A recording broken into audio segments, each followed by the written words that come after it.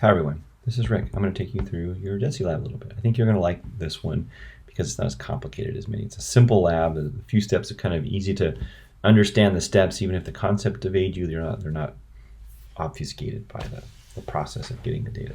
So we're going to study density a little bit. Density is mass divided by volume. Density equals the mass over the volume. So what's interesting about that is that we're talking about physical properties. And the physical properties come in two flavors. They come in intensive and extensive properties. So extensive will change with the amount of stuff you have, and intensive don't. Well, mass, as you have more stuff, you get more mass. You have more volume, you get more mass. So both of those are extensive properties. However, density is an intensive property because the type of unit actually cancel each other out because it's one divided by another. If you were to multiply them, they wouldn't cancel out. But taking mass, which is an extensive property, dividing it by volume, which is an extensive property, gives you an intensive property. So because the amount of stuff you have doesn't change the density, but it does change the mass or the volume. So kind of interesting, I think. So let's look at this a little bit and see what we're seeing. We have the intro, experiment, and discussion, which is learn about what to do, take your data, crunch your data. That's how you do it. This is what it looks like. So we have three shapes here. Then we're going to weigh them to get the mass, and we're going to divide them by the volume, which we'll have to calculate from measurements about the side. So this one is a volume of a cylinder, which is pi r squared times the length, and then a cube, which is 3 times the length, and this is 4 thirds pi r cubed is the volume. So you need to know the radius in each case, and you'll have to calculate that yourself, weigh it, and then you get the volume. Now I'm not going to do all the math for you and stuff, but you can. I'll just walk you through the process here, and we go to the next page and it says the same thing. This is a mass per unit volume, and it talks about taking grams per milliliter. So the top number the numerator should always be a mass, and the bottom number should always be a unit of volume. And they give you some examples. And it's the same thing. They're taking you through the process. This is what you're going to do. And there you go. Then I'm going to go over to experiment. It says, recall that 1 milliliter is 1 cubic centimeter. So here's some density of some common stuff. And you may need to know this thing. So it says click here to open another tab. I would click it and open link in a new tab if I needed it. I'm not going to get that far in this lab, but you might want to do that. Then we say, on the lab bench, you'll see 3 different objects. I see 3 here: an aluminum cylinder, a plastic cube, and a gold sphere. It says, first you'll use the balance to determine the mass of each of these objects. It says, click tare. I'm going to click tare. It goes to 0. Click and drag the white plastic cube onto the weighing surface of the balance. So I'm going to have to open the door first. See how it highlights in blue? I open it. White plastic cube. Drop it. I'm going to close it. Got me a weight right here. When the balance displays the mass of the cube, click the record button, the rec button here, and it should put data into that square. And look, sure shooting it does. Now notice how it's moving a little bit. All balances do this in the real world. It's not a bad program. It's actually a good program. Enter this value in your notebook.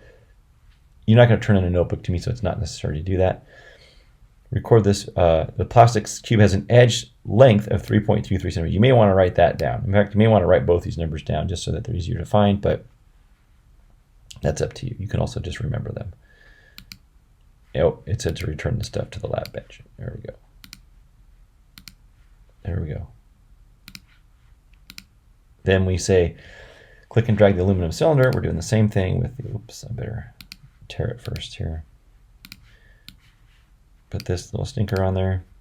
And we get the mass of the cylinder, which we record. It says, enter this value in your notebook. The cylinder is 3 centimeters long. So that's this length this way. We know that.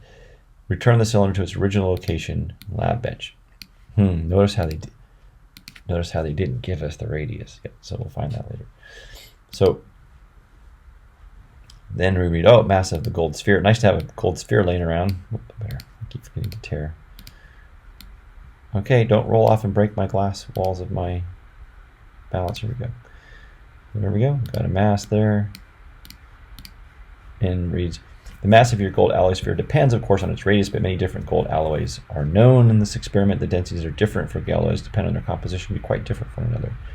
The experimental work is now complete. So, this one does give us the radius. It's 1.02 centimeters, so interesting. Then it reads, click on the datasheet button above.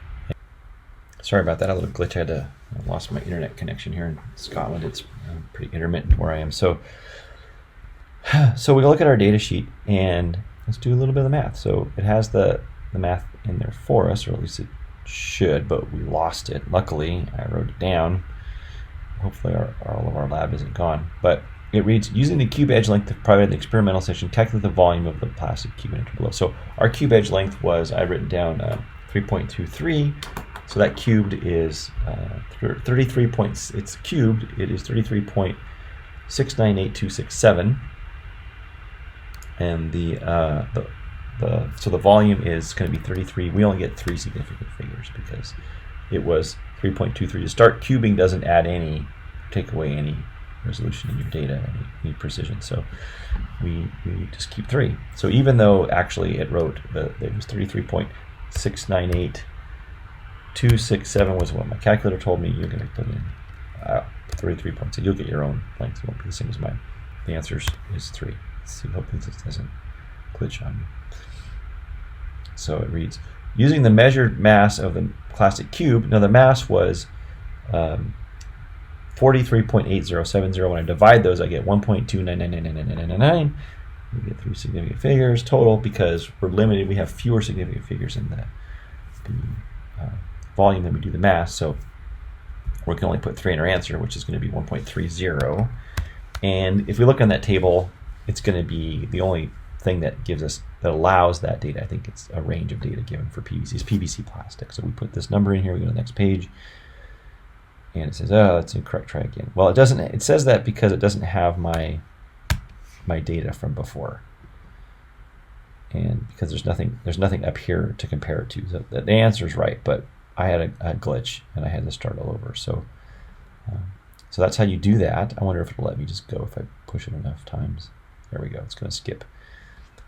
So we're going to say that it's PVC. Click on that. It could have been plexiglass because I think plexiglass is like 1.2, but it doesn't do it. So you do the same thing for the aluminum, and we say, oh, what was the volume of the aluminum? So let's see, it reads, metal, calculate the volume of the cylinder. So you have to know, to do this, you have to calculate it. You have to know that it's pi times r squared, radius squared, times the length. So it says, using the mass obtained from aluminum and the density of aluminum metal, calculate the volume. So it's a little bit different. Right, so it tells you to open up that page and get aluminum. So this time, you're going to take the mass, right, and you're going to divide it by the density, and you're going to get the volume for it. You're not going to calculate it separately, like I said, I was confused. But you're going to take the mass divided by the volume. That's another way to get the volume, is to take the mass divided by the density. And so do that. And I'm not going to answer the question. I'm just going to let it go, because my data is not in here. And then you can go back and calculate the radius. This is the part I was trying to remember earlier. So you can actually go back and solve for the radius once you have the volume, because since the radius is r, you have the volume. So you just take the volume, and then you divide it by the length, divide it by pi, and then you take the square root of that value, and then that's how you get that answer. And it's gonna be a similar thing for the cube. It just takes you through this process. I'm not going to do all this math for you. This one's going to tell you which alloy of gold is it, and it gives you the formula 4/3 pi r cubed here. So that's how you do it. I hope this was helpful. I'm sorry about my glitch. I hope you do well in the lab. Take care. Bye.